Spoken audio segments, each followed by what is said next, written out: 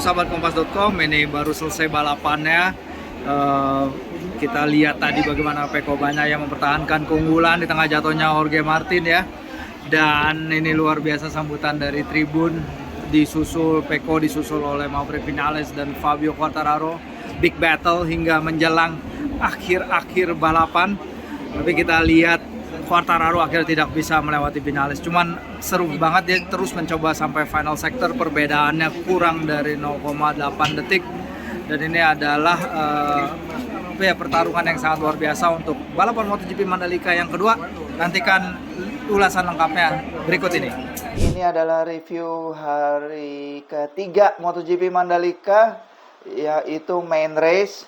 Dan ya kita mendapatkan kejutan yang luar biasa sebenarnya, melihat Pecco Bagnaia yang dalam 2 hari ini menderita di sirkuit Mandalika justru tampil kesetanan pada hari balapan utama. Ia bahkan melesat dari peringkat ke-13 untuk menjadi pemenang kedua sepanjang sejarah di sirkuit ini. Sayangnya kehebatan Bagnaia itu berbarengan juga dengan petaka yang menimpa rider satelit Ducati ya, Jorge Martin.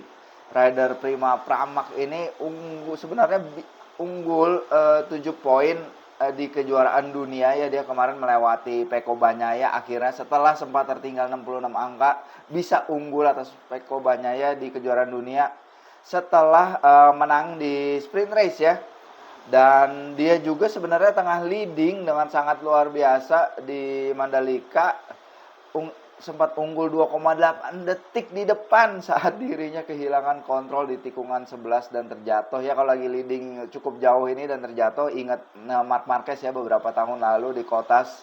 Dan memang ini juga menjadi DNF pertama Martin sejak April lalu ketika juga di Circuit of the Americas. Alhasil si Jorge Martin yang tadinya bisa menambah keunggulan di puncak dari Bagnaia, sekarang harus mengakui keunggulan Bagnaia yang unggul 18 angka di puncak. Ya padahal kalau dia bisa menjadi kalau bisa kembali unggul atas Bagnaia dalam seri-seri terakhir ini ya, seri-seri penutupan musim 5 terakhir kalau tidak salah, dia itu bisa menjadi rider satelit pertama yang jadi juara dunia sepanjang era MotoGP. Ya, luar biasa banget pencapaian yang tengah dikejar oleh Jorge Martin sendiri. Ya kalau secara penyelenggaraan kemarin memang jauh lebih bagus ya dari tahun lalu. Segalanya lebih rapi, keluar dari sirkuit setelah balapan juga relatif lebih lancar ya ketimbang tahun lalu yang sedikit chaos.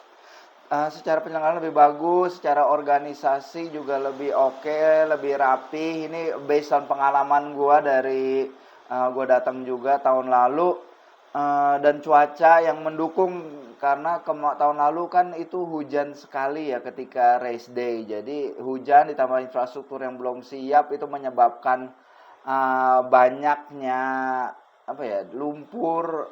Bahkan sepatu saya rusak satu ketika liputan di Mandalika tahun 2022 itu.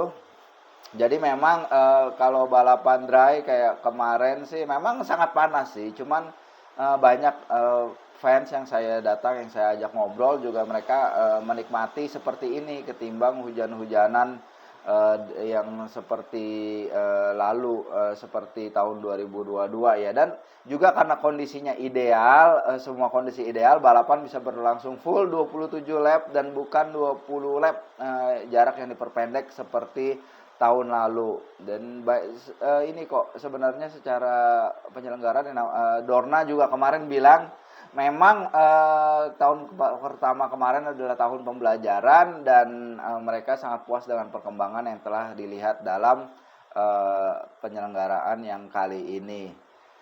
Ya kalau itu secara penyelenggaraannya, secara organisasinya. Tapi kalau kita balik lagi ya sebenarnya yang sangat disayangkan kalau dari sisi racing memang adalah Marc Marquez yang kembali gagal menyelesaikan balapan di Mandalika. Jadi tahun lalu dia crash berapa kali ya? 5 kali gitu, 4 atau 5 kali, termasuk high side yang sangat terbukti tidak bisa membuat dia tidak bisa melanjutkan balapan ya, balapan utama. Kali ini dia mengalami crash low side juga.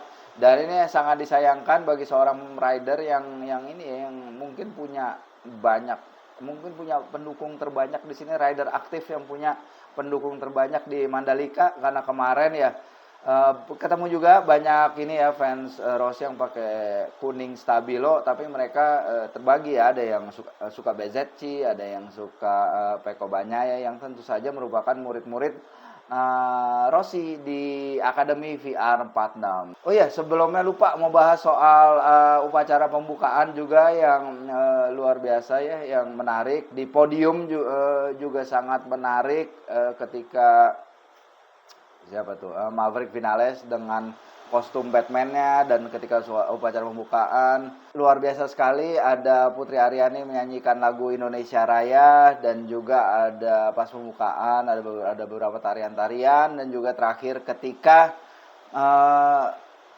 pada podium Maverick Vinales menggunakan kostum Batman yang tentu saja sangat menarik bagi para pendukungnya yang datang. Oke, sekian dulu laporan saya dari MotoGP Mandalika, langsung dari Mandalika Lombok. Sampai ketemu di lain kesempatan.